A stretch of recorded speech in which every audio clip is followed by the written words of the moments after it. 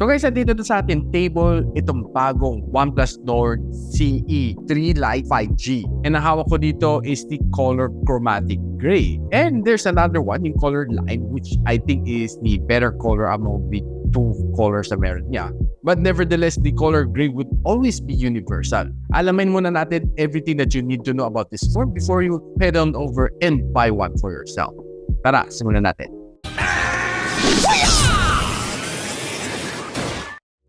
Hi guys, ako si Richard ng Gadget Sidekick and welcome back to my channel. So, itong OnePlus Nord CE3 Lite 5G na may 8GB of RAM and 256GB of storage will come at the price point of $14,999. And I'll be posting the official link on the description box below. But before that, unbox na natin.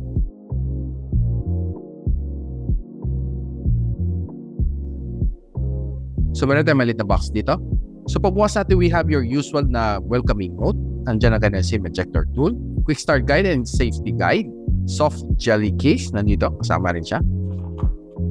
And nandito na rin mismo ang phone itself. This is the OnePlus Nord CE3 Lite 5G. And ang color pala hawak natin right now is the chromatic gray color. So dito sa likod ang kanyang camera setup. Andiyan ang OnePlus logo dito sa gitna. Then what's nice dito sa gilid niya is medyo rough siya ng kunti, so definitely magandang grip dito. Then sa ilalim, we have your audio jack, microphone in, Type-C port, of course, and loudspeaker. On this side, we have your fingerprint scanner / power button. Then sa ibabaw, andyan ang kanyang noise cancelling mic. And on this side, andyan ang kanyang volume rocker plus ang kanyang SIM tray. So quickly, sundodin na natin. So we have here a hybrid. So either you go for dalawang 5G na nano SIM or isang 5G SIM plus isang microSD expansion. So what we have here is nandito ang kanyang punch hole na front-facing camera. Some other stuff inside the box. Ang kanyang red na Type-C cable. And of course, ang kanyang 67 watts na super book na charger. Very shiny ang kanyang likod. And I like the color of this one. So probably one of the most biggest problem ninyo pag shiny ang likod is ang daming fingerprint. Kundi hawak lang fingerprint stuff. So I would suggest na bumili ka ng case para matakpanan ang mga smudges na yan. Now, ang kanyang SIM slot is also a good one dahil hybrid siya. Either you go for dalawang nano SIM or isang microSD plus isang 5G na nano SIM. And kita natin ang kanyang punch hole is a little bit big and mga side bezels niya is, well, almost symmetrical except medyo mas makapal lang kundi kanyang maba.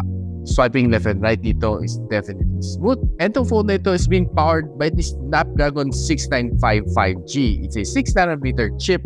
And currently ito phone na ito is running Oxygen OS 13.1 instead Android 13. And ang kanyang 8GB of RAM, kaya pa natin i-expand up to another 8GB. So all in all, 60GB. So ito phone na has a 120Hz of screen refresh rate. Kaso you can only choose between 60 or 120. Wala siyang auto switching dito. Now since alam na natin ang kanyang processor, gusto natin malaman ang kanyang Antutu benchmark. It almost gathered 500,000 points. And breaking it down, makita natin this is the score na makukuha niya.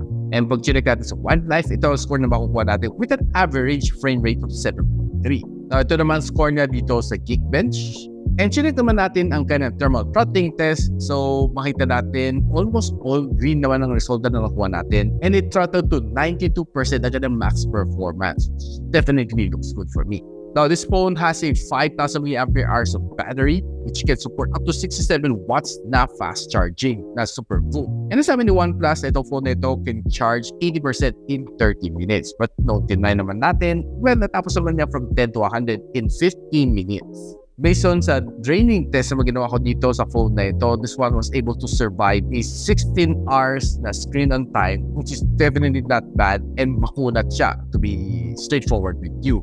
Now, if you're using this phone on a day-to-day basis, like using social media and taking some phone calls, using some video chat, as long as hindi ka naman nag-heavy gaming, no, kaya naman ito phone na ito magtagal a little bit more than a day. Siguro kulang-kulang 2 days, kaya naman niya. Now, one thing na gusto ko dito sa phone na ito is malaki ang kanyang screen at 6.72-inch na IPS LCD. And together with it, may 120Hz of screen refresh rate and ang maximum brightness is at 680 nits. And itong phone na ito is being protected with a Corning Gorilla Glass harap, plastic frames, and plastic back. Now, watching videos on this phone, I would say enjoyable naman siya. Even though that this one is just an IPS LCD, dahil sa kanyang laki ng screen, I would say na enjoy naman siya for the whole barkada, watching videos, basketball game, anime. Kaya naman na to let you enjoy with the whole family. Now, one thing na napansin ko dito sa kanya is ang kanyang sound. This one has a stereo speaker, and pag sinagad mo ka ng sound, ay umabot na 200%, which is definitely okay. Kasi tinry ko naman kanyang sounds dito on Spotify, and sinagad ka nung sa 200%, okay na okay siya, no? Hindi naman siya tulong lata upon reaching the maximum volume, wherein there are some other phones na pansin ko, pag sinagad mo sa 200%, medyo nagtutulog lata na siya on some selected songs.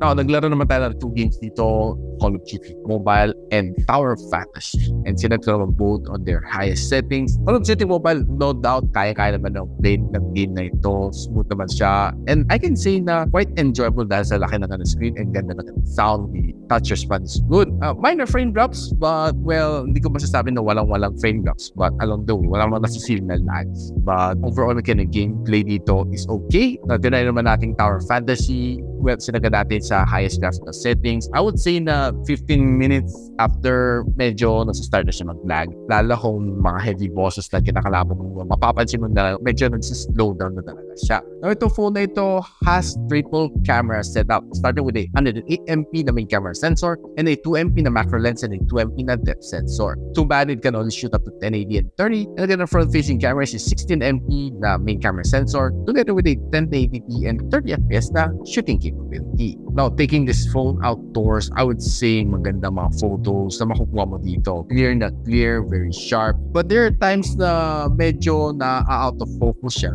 Maybe siguro hindi ko na na-focus na mabuti. But overall naman, most of the photos na nakuha ko dito are quite okay. The colors are quite natural. This is what I'm seeing together with my own eyes. Ito medyo, masasabi ko medyo saturated sa konti, but still quite good. Now, taking some tall building shot is okay. Looking at its front-facing camera, okay naman siya.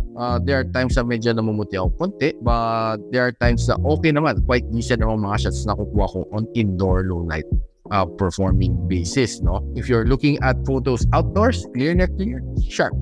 Now, silipin naman natin sa videos na na-capture ko using the front and rear camera. Now, pagdating naman sa front-facing camera, I would say na okay, sharp na sharp mga videos na nakuha ko dito. Malinaw siya, no? I would say na okay naman siya for vlogging or for TikTok, and well, more than enough for video conferencing together with your friends. If you're looking naman sa rear camera, I would say na on low light condition, medyo hindi ganun kaganda ang video dito. Medyo namumundi siya on some situation like this one. But bigyan mo na siya ng magandang lighting. I would say that this one can definitely perform for you. Now, ano masasabi ko dito sa phone na ito? So, OnePlus Nord C3 Lite 5G. Now, if you're looking for a phone na may 5G capability at around something below 15,000 pesos, okay na okay itong phone na ito. What I like about this one is maganda ka ng design, OnePlus na OnePlus, and nandiyan pa kayo ng audio jack is definitely a plus point for me. And well, malaki ka ng storage, maganda ka ng battery. This one can give you some mid-level playing experience dito sa phone na ito, and the camera is quite good.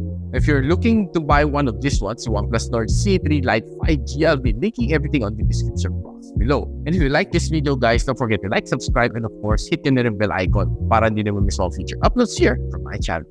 And so, ako para si Richmond, and you're watching Gadget Sidekick. What's up? Like and subscribe to my channel. Don't forget to hit that notification bell. For one of my latest uploads, click the dito. And for one of my popular uploads, click here.